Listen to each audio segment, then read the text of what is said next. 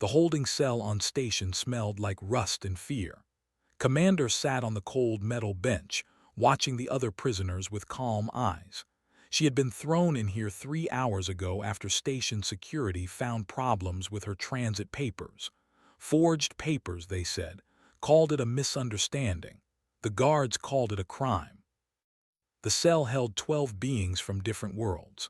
A group of traders huddled in one corner, their scaled bodies pressed together for comfort. Two merchants whispered to each other near the door, their compound eyes darting nervously. A handful of other species filled the remaining space, all of them keeping as far as possible from the figure in the far corner. Noticed her immediately. She was tall and pale, with skin like moonlight on snow. Her hair fell past her shoulders in waves of pure black, and her eyes glowed a soft crimson in the dim light. She wore dark clothing that might once have been elegant but was now torn and stained with something black. A crude bandage wrapped around her torso, and the black stain was spreading. A sanguine had heard stories about them her whole life. Every spacer had. The sanguine were predators from a quarantined world, beings who could drain the life from other creatures through simple touch. They moved faster than eyes could follow. They lived for centuries, and they fed on fear as much as they fed on blood. The other prisoners were terrified of her, could see it in the way they pressed against the walls, in the way they refused to look directly at her, in the way some of them were actually trembling. The sanguine sat alone, wounded and dying, surrounded by fear she could not use. Stood up and walked toward her. The traders made sounds of alarm. One of them grabbed at her arm, trying to stop her, gently removed his grip and kept walking. The sanguine watched her approach with those crimson eyes, confusion flickering across her pale features. "You are hurt," said simply. The sanguine's lips pulled back, revealing teeth that came to needle-sharp points. Her voice came out as a hiss, low and dangerous. "Touch me and I will drain your blood." It was not a threat. Knew enough about sanguine biology to understand that it was simply a statement of fact. The sanguine fed through physical contact, drawing out the life essence of their prey. In her weakened state, with that wound slowly killing her, the sanguine's hunger would be almost impossible to control. Knelt down anyway, she reached toward the bandage. "Touch me again and I will drain your blood," the sanguine repeated. Her voice cracked on the words and something else colored her tone now. Confusion, maybe even fear. His hand made contact with the wound. Nothing happened. The sanguine's eyes went wide. Could feel her trying to feed, could sense the ancient predator instincts awakening and reaching out, but nothing transferred. The sanguine might as well have been trying to drink from a sealed container. Smiled, "I thought that might happen." "How?" The word came out as a whisper. "Sanguine feeding requires a fear response from the prey," explained calmly. "Your ability to drain life essence depends on the victim's bioelectric field opening up through terror. It is basic xenobiology. Your species never successfully hunted humans because we do not fear you the way other species do. Our brains are wired differently." The sanguine stared at her with an expression had never seen on a predator's face before. Complete and total shock. "Now hold still," continued. She pulled a small from her boot, one the guards had failed to find during their search. "That disruptor round is going to hit your secondary heart in about 6 hours. I am guessing you would rather live." "Why?" the sanguine asked. "Why would you help me? Your people fear mine. The galaxy fears us." Worked as she spoke, her hands steady and sure. "I have been a cargo hauler in the outer territories for 15 years. I have been shot at by pirates more times than I can count. I nearly got eaten by a thresher swarm 2 years ago. I once had to negotiate with a collective hive mind while it was actively digesting my co-pilot." She glanced up and met those crimson eyes. "A pretty vampire who cannot actually hurt me. You are the least scary thing in my week." The sanguine made a sound that might have been a laugh or might have been a sob. "I am," she said finally, "of House Sanguine. Commander, most people just call me." Worked on the wound in silence for several minutes. The other prisoners watched from across the cell, too afraid to come closer but too curious to look away. Remove the disruptor fragment with steady hands, cleaned the wound with antiseptic, and applied a proper bandage. The sanguine barely made a sound through the entire process, though knew it must have been painful. "You will live," announced when she finished. "The wound should heal on its own now that the fragment is out." Look down at the bandage, then back up at, "I owe you a debt. Among my people, a life saved must be repaid with service. This is our oldest law. Then consider yourself lucky. I do not need a servant. It is not about what you need. It is about what I owe." Considered this. She had not helped the sanguine expecting anything in return. She had helped because someone was hurt and she could do something about it. That was simply who was. But she could see in his eyes that this was not something that could be easily dismissed. The sound of heavy footsteps echoed down the corridor. Guards were coming. Reached into her boot again and pulled out a small communicator, one of the backup devices she always kept hidden. She pressed it into his cold hand. "I have a cargo ship called the Resolute," said quickly. "We run supplies through the contested zone. It is dangerous work, and we could use someone with your abilities." "You would trust a sanguine on your ship?" "I would trust someone who understands what it means to owe a debt." The guards arrived at the cell door, their weapons raised. One of them announced, "You are being transferred." Stood and walked toward the door. She paused at the last moment and looked back at. "Find me when you get out of here. I could use a new security officer." The guards led her away. Sat alone in the corner, holding the communicator in her hand, staring at the door long after had disappeared. For the first time in 300 years, did not know what to think about a human. 3 weeks passed before found the Resolute. The ship was docked at a mining colony called Seven, a dirty little outpost built into the side of an asteroid. The air recyclers worked poorly, the corridors smelled like machine oil, and the people who lived here had the tired eyes of those who worked too hard for too little pay. It was exactly the kind of place where a smuggler would do business. Had spent those 3 weeks trying to understand what had happened in that holding cell. Her entire life had been defined by fear. Other species feared her, and that fear gave her power. She had never encountered a being who looked at her with curiosity instead of terror. She had never met someone who touched her without flinching. She told herself she was here to repay a debt. Her culture demanded it. A life saved must be answered with service until the debt was cleared. This was the law of her people, older than memory itself. But beneath that excuse, something else drove her, was a puzzle, and had lived too long among predictable prey. She found the Resolute in Docking Bay 7. The ship was old but well-maintained, a medium-sized cargo hauler with reinforced hull plating and engine modifications that suggested it could move faster than it looked. Was standing on the loading ramp, checking and talking to a 7-foot-tall scaled creature with 4 arms. Looked up as approached. She did not seem surprised. "Took you longer than I expected," said. "I do not understand you," admitted.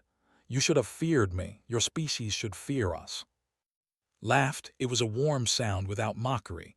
"Come aboard, meet the crew." The 4-armed creature was named. He was the same species as the traders who had huddled in fear back in the holding cell, but showed no fear of. He simply nodded at her and returned to his work on a piece of machinery. "Is our engineer," explained. "He considers the ship's engine his child. Do not touch anything in the engine room without his permission." They walked through narrow corridors filled with exposed pipes and blinking lights. The ship was cluttered but clean, every surface used for storage or equipment. This was a working vessel, not a luxury craft. In the navigation room, they found a small creature with compound eyes and twitching antennae. She was playing some kind of card game against herself and winning. "This is Yip Yip," said. "Our navigator. She can calculate jump coordinates in her head faster than most computers." Yip Yip looked up at with those compound eyes. "You are the vampire," she said. Her voice was high and quick. "Says you cannot bite humans. That is funny. A vampire who cannot bite. Ha." She returned to her cards without waiting for a response. The medical bay was small but well-equipped. A human man sat inside, organizing supplies with mechanical precision. He was older than, with gray at his temples and lines on his face that spoke of hard years. When he saw, his expression tightened. Dr. Solomon introduced, "Our medic." Nodded once shortly, he did not offer his hand. "Captain." "Doctor." Noticed that was the only one who seemed wary of her. The others had accepted her presence without question, but watched her the way prey watches a predator, always aware of where she was in the room. Led her to a small cabin near the cargo hold. "This will be your quarters. It is not much, but it is private." Looked around the tiny room. A bed, a storage locker, a small desk, more space than she had known in years. "What exactly will my duties be?" "Security," said. "We haul cargo through dangerous space. Pirates, raiders, Dominion patrols. Having a sanguine on board will make people think twice about attacking us. And if they do not think twice," smiled, "then you get to be creative." Over the following days, learned the rhythms of the ship. She learned that hummed while he worked, a low rumbling sound that vibrated through the deck plates. She learned that Yip Yip cheated at every game she played and saw nothing wrong with this. She learned that kept a bottle of something strong hidden in his medical supplies and sometimes drank alone at night. And she learned about. The captain worked harder than anyone on the ship. She was first to wake and last to sleep. She knew every system, every corridor, every cargo container. She treated her crew not as employees but as family, asking about their lives, remembering their stories, caring about their problems. On the third day, found alone in the cargo hold, staring at rows of sealed containers. "What are we hauling?" asked. "Agricultural equipment," said without hesitation. "What is actually in the containers?" Turned to look at her. "Agricultural equipment." Held her gaze for a long moment. Then she understood, never lied. She simply told truths that contained other truths. They were halfway to their destination when the Dominion found them. The patrol cruiser appeared on sensors without warning, dropping out of hyperspace directly in their path. It was 3 times the size of the Resolute, bristling with weapons and carrying enough soldiers to overwhelm any resistance. "Cargo vessel Resolute," a voice crackled over the communication system. "You are ordered to halt for inspection. Prepare to be boarded." Jaw tightened, acknowledged, preparing for boarding. She turned to her crew. "Everyone stay calm, let me handle this." The boarding party consisted of 12 armed soldiers in gray uniforms. Their leader was a young officer with cold eyes and a permanent sneer. He looked around the ship with obvious contempt. "We have reports that this vessel is involved in smuggling activities," the officer announced. "We will inspect your cargo." "We have all the proper documentation," said calmly. "Agricultural equipment bound for the outer colonies. We will verify that ourselves." The soldiers spread through the ship. They searched with rough hands, opening containers, pulling out equipment, making a mess of everything they touched. Watched from the doorway of her cabin, staying visible but quiet. One of the soldiers approached her. His hand moved toward his weapon. "What is this?" he demanded. "There is a sanguine on board." The officer turned. His sneer deepened. "Sanguine are restricted from most stations. What is one doing on a cargo ship?" Stepped forward. "She is crew. She has all the proper permits." "I doubt that. Step aside. We are taking her into custody." Something changed in the room. Moved to stand beside, his 4 arms crossed over his massive chest. Yip Yip appeared from somewhere, her small body tense and ready. Even emerged from his medical bay, his face hard. Did not move aside. "She is crew. You point weapons at my crew, you deal with me." The officer laughed. You would risk your ship for a sanguine, for a monster. I would risk my ship for family. The standoff stretched for a long moment. 12 soldiers against 4 crew members and 1 wounded vampire. The math was obvious. The outcome should have been certain. Then stepped forward, holding a.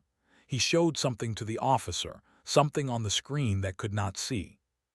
The officer's face went pale. His sneer disappeared. "We are done here," he said suddenly. "Return to the cruiser." The soldiers, without another word. The Dominion ship jumped away minutes later, leaving the Resolute alone in space. Demanded to know what had shown them. Leverage was all said. That night stood outside's quarters for an hour. She wrestled with feelings she did not have names for. Her people did not feel this way. They were not supposed to feel this way. The door opened. Stood there in simple sleeping clothes, her hair loose around her shoulders. "Nightmares?" she asked. "I do not dream," replied. "Everyone dreams. Some of us just forgot how to remember." Stepped aside. "Come in, I was about to make tea." They talked until the artificial dawn. Did not know what to call this feeling, but for the first time in centuries, she did not want it to end. The colony called Threshold was hidden inside a nebula that scrambled most sensors. 12,000 people lived there in domed cities built on a rocky moon. They grew food in underground farms, collected water from ice asteroids, and lived lives that the Dominion said were impossible. Threshold did not officially exist. That was the point. When the Resolute landed in the main docking bay, finally understood what had been smuggling. The cargo containers held weapons, medical supplies, communication arrays, power generators. Everything a hidden colony needed to survive and resist. "You are not just a smuggler," said as she watched crews unload the cargo. "I never said I was just a smuggler." Walked into the colony like she belonged there. People waved at her, called her name, smiled when they saw her. An old woman hugged her and thanked her for the medicine that had saved her grandson. A young man shook her hand and told her the communication array was working perfectly. Children ran through the streets, laughing and playing. When they saw, they stopped and stared with wide eyes. A small girl with brown hair and missing front teeth walked right up to her. "Are you a vampire?" the girl asked. "My mom told me stories about vampires. You have the red eyes and everything. That is so cool." No one had ever called cool before. She did not know how to respond. Appeared beside her, smiling. "These people do not know to be afraid of you, and since you are with me, they trust you." "That is unwise," said. "I am dangerous." "Maybe, but humans did not survive by being wise. We survived by being stubborn and collecting strange friends." Over the next few days, saw a side of she had not seen before. The captain met with colony leaders, discussing supply routes and defense plans. She sat with families and listened to their stories. She played games with children and helped repair broken equipment. One evening, found alone on a balcony overlooking the dome. The artificial sky showed a sunset painted in colors that never existed in nature. It was beautiful in a way that felt almost painful. "Why do you do this?" asked. "The danger, the risk, there must be easier ways to live." Was quiet for a long moment. When she spoke, her voice was soft. "I was born on a colony called New Harmony. When I was 12 years old, the Dominion came to integrate us. They said it was for our own good. They said they were bringing order and prosperity." She paused, her hands gripped the railing tightly. "Integration meant my parents were taken to labor camps on different worlds. My brothers and sisters were scattered across the galaxy I never saw any of them again. I escaped because I was small enough to hide in a cargo container." "I am sorry," said. The words felt inadequate. "The Dominion is not evil. That is what makes it dangerous. They genuinely believe they are helping people. They cannot understand why anyone would refuse their protection. They see freedom as a disease that needs to be cured." understood this better than she could express. Her own people had once been conquerors, predators who ruled through terror. But somewhere along the way, they became the monsters everyone expected them to be. The galaxy rose against them, and the sanguine were reduced to scattered survivors, forever marked by their ancestors' crimes. "I have killed thousands," admitted quietly.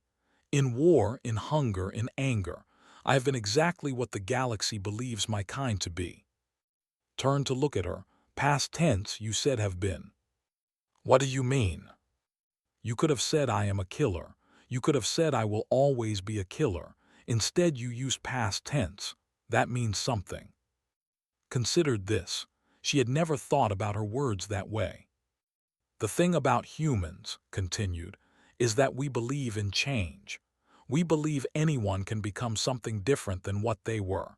It is probably foolish, but it is also why we keep making friends in a galaxy that insists on enemies." They stood together in silence, watching the fake sunset fade into artificial night. The attack came 3 days later. A Dominion war fleet dropped out of hyperspace above Threshold.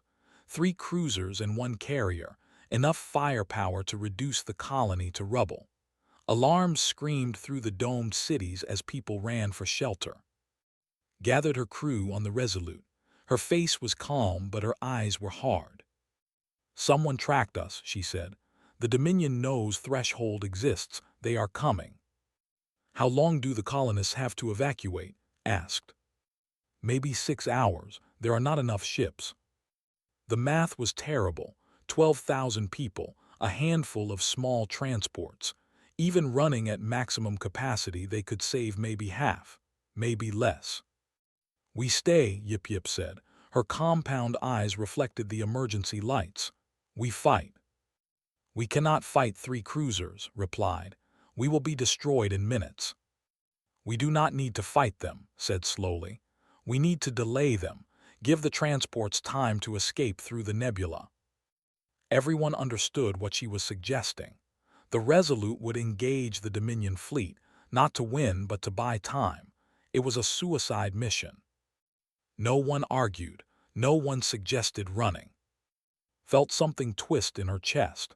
It was not fear, not exactly. She had faced death many times over the centuries. She had never been afraid of dying. But standing in that cargo bay, looking at its determined face, realized she was terrified. Not of death. She was terrified of losing. The Resolute launched as the first civilian transports began their escape. Flew the ship herself, pushing the engines harder than they should go. Yip Yip fed her navigation data in a constant stream, monitored the engines from below, somehow keeping them running despite the strain, and sat in the co-pilot seat, watching the Dominion fleet grow larger on the. "I should thank you," said quietly, "for what you did in that cell, for everything after." Did not look away from her controls. "You can thank me when we survive this. And if we do not survive." Finally turned. Her eyes met crimson gaze. She reached out and took's hand, her grip warm and strong. "Then it was worth it anyway." The Dominion fleet opened fire. The battle for Threshold had begun. The Resolute was never meant to fight warships.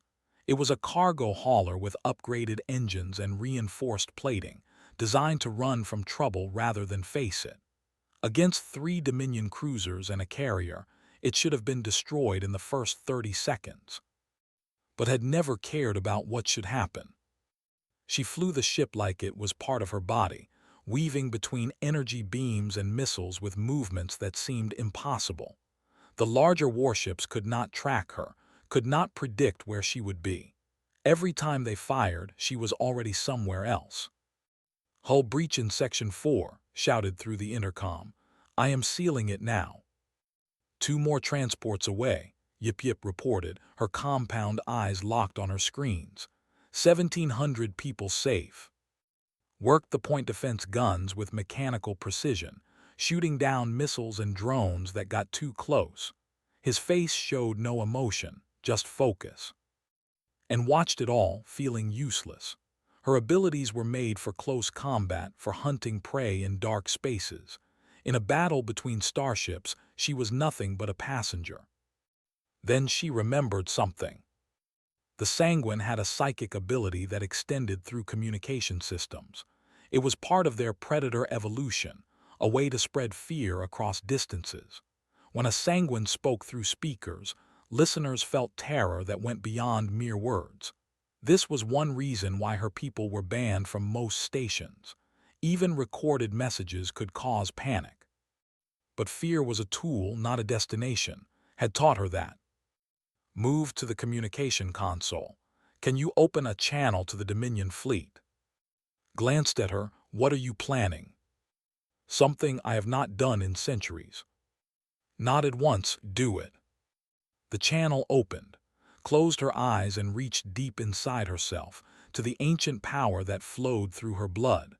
When she spoke, her voice carried through every speaker on every Dominion ship. She did not broadcast fear to the colonists. She sent her message only to the enemy fleet, and she sent recognition. Every soldier on those ships suddenly knew in their bones that a Sanguine was watching them, that she saw them, that she remembered their faces. On the bridge of the flagship, Admiral gripped his command chair as cold terror washed over him.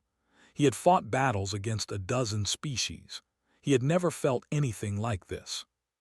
Open a channel to that cargo ship, he ordered. Now. Answered the hail. Admiral, having trouble with your targeting systems.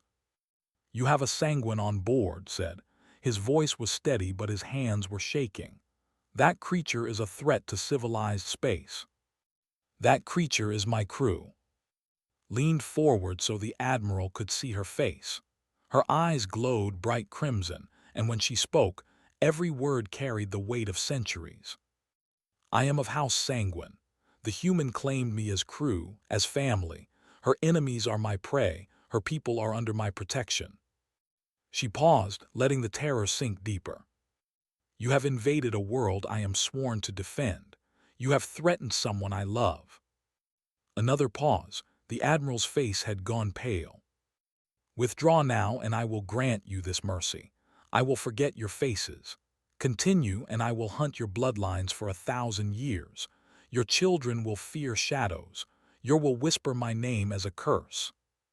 She bared her teeth, those needle-sharp points catching the light. This is not a threat. This is a Sanguine promise. Silence filled the channel.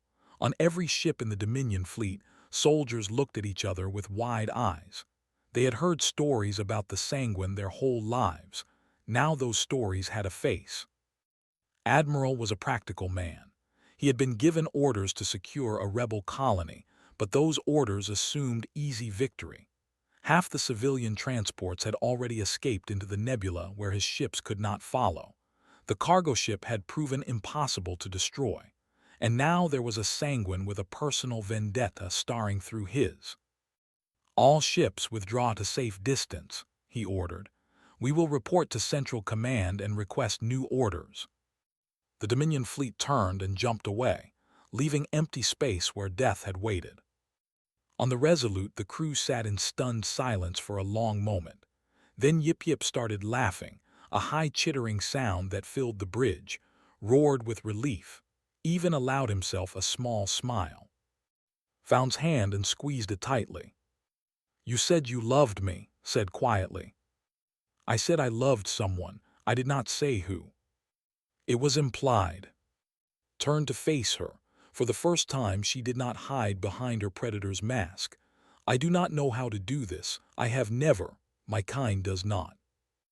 Reached up and touched her face. Her fingers were warm against cold skin. There was no fear in her touch, no hesitation. Neither do I, admitted. But humans are stubborn. We figure things out. The moment was interrupted by an emergency signal. His face appeared on the internal screen, all traces of relief gone. Captain, we have a problem.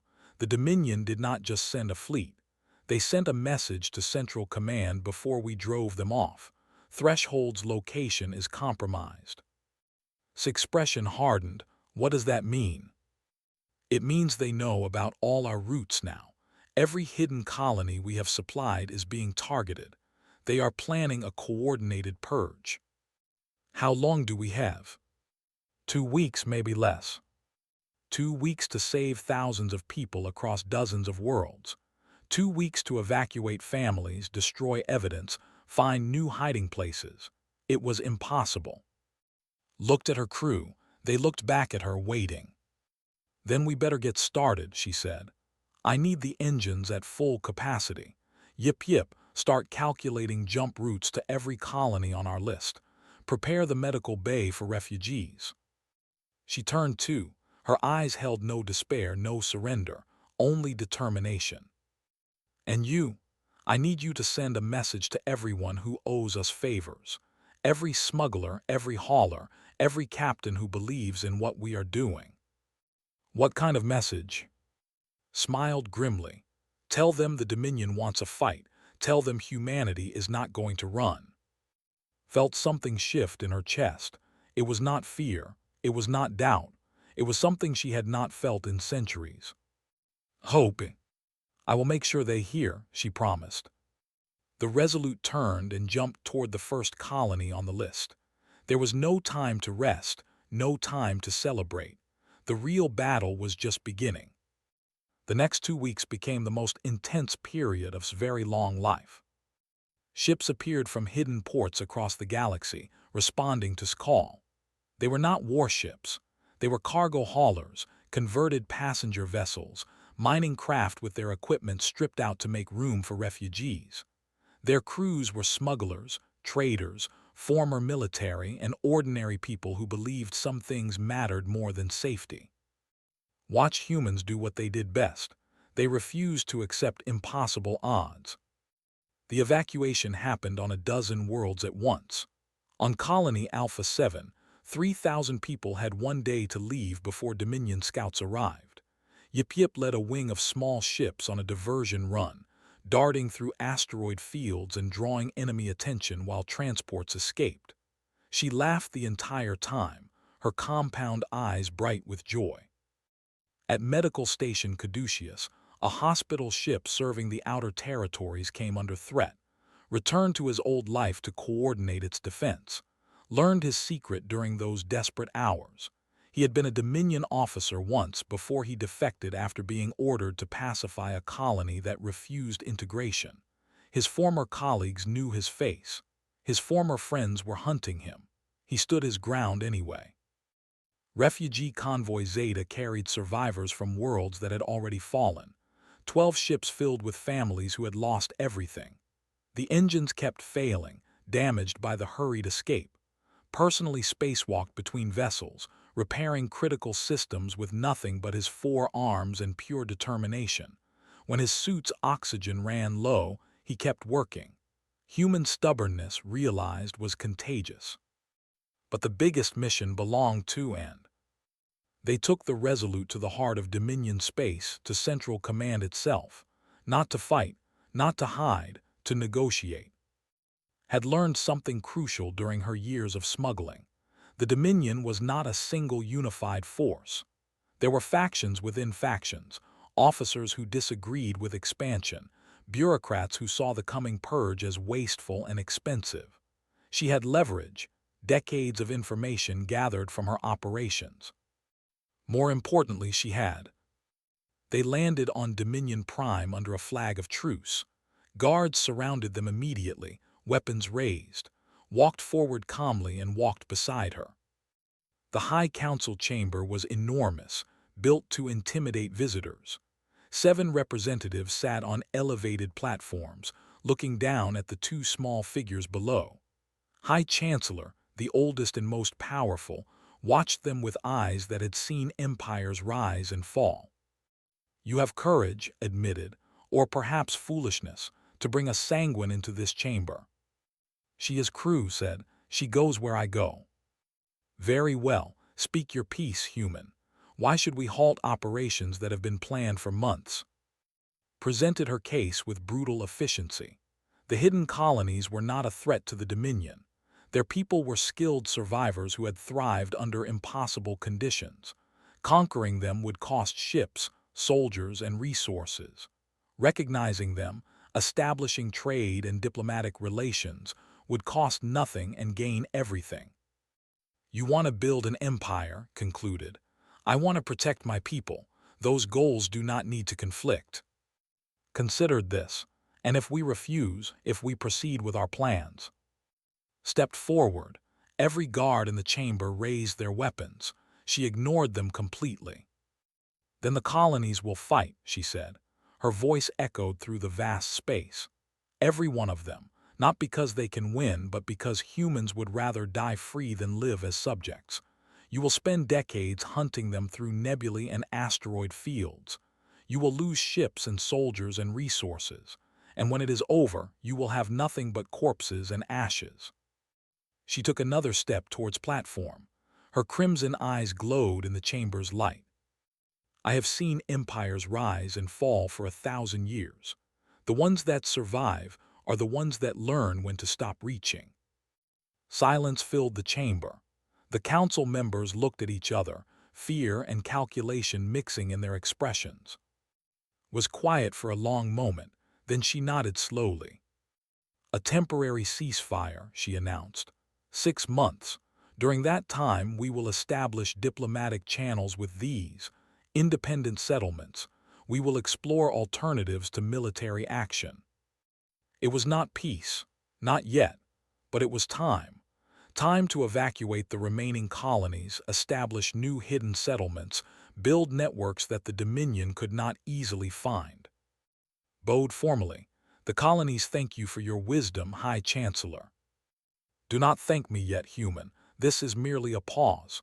The Dominion's nature has not changed. Neither has ours, replied, but perhaps we can find ways to coexist. They left Central Command as the sun set over Dominion Prime, could feel the eyes of 1,000 soldiers on their backs, watching the human and the monster walk away together.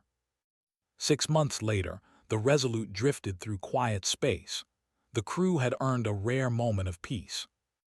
The ceasefire was holding, though tensions remained high. New colonies had been established in deeper space, harder to find. Trade routes had opened between some Dominion worlds and the independent settlements. It was not perfect, but it was better than war. Found on the observation deck, watching stars drift past the viewport, the human looked tired but content. You changed everything, said softly. Not just for the colonies, for my people as well. The Sanguine have been monsters for so long that we forgot we could be anything else. You showed me that we have choices. Took her hand. Their fingers intertwined naturally now, a gesture that had become familiar over the months. I did not do anything, replied. You made your own choices. Because you touched me when I told you not to. Grinned. I never claimed to be good at following instructions. They stood together in comfortable silence, watching the universe spin slowly outside. What happens now? Asked. Now we keep flying, keep helping. The ceasefire will not hold forever. There are other empires out there, other threats. The galaxy does not stop being dangerous just because we won one round. She turned to face fully, her expression serious. But we do not have to face it alone. That is the human way. We make friends, build families, and stubbornly refuse to give up on each other. Considered this, and if the galaxy tries to tear us apart? Smile turned fierce, and in that moment she looked as dangerous as any sanguine predator. Then we teach the galaxy why that is a bad idea. From somewhere in the ship, could hear arguing with the engine, treating it like a stubborn child. Yip Yip was cheating at cards against herself again, celebrating each victory loudly. Was humming while he organized medical supplies, a habit he had developed during the evacuation. They were strange creatures, these humans. They faced impossible odds with laughter. They made friends with monsters. They touched dangerous things without fear, simply because someone needed help. Had lived for centuries. She had seen wonders and horrors beyond counting, but she had never met anything quite like humanity. Squeezed her hand, ready for whatever comes next. Thought about the holding cell where they had met, about the words she had spoken as a warning. Touch me and I will drain your blood. She had meant it as a threat, a statement of biological fact. Had touched her anyway. And somehow, impossibly, that single act of fearless compassion had changed everything. Yes, said, I am ready. The Resolute carried on into the unknown, its crew of misfits and outcasts facing the darkness together. They were not the strongest ship in the galaxy. They were not the fastest or the most powerful. But they had something that empires and fleets could never match. They had each other. And in the end, that was enough.